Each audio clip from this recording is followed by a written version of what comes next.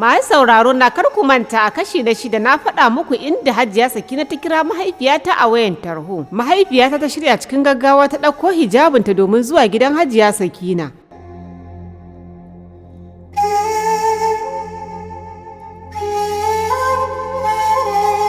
Hajiya Sakina ne a zaune a falonta tana karkada kafanta. Mahaifiyata ta yi sallama, Hajiya Sakina ta amsa. Suka gaisa da Hajiya Sakina. Hajiya, ga guri ki zauna, in ji Hajiya Sakina kenan ta ce ma mamanmu.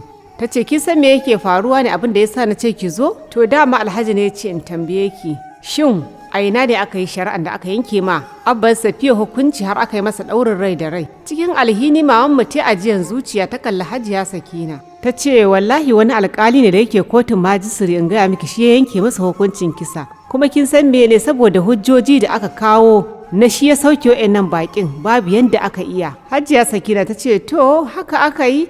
To dama abin da ya ce na gaya miki in tambaye ki abubuwan da ya faru din.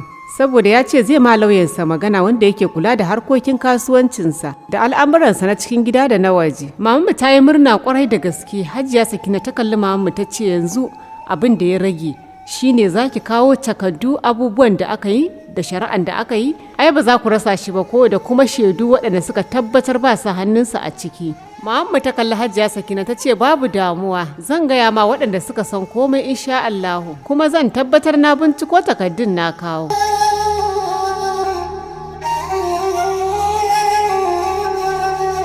Suna cikin tattaunawa da Hajiya Sakina sai ga sallama Alhaji ya shigo suka amsa. Mamanmu ta durkusa ta gaishe shi ya ce yauwa dama ina so na ganki, ina so mu yi magana da ke.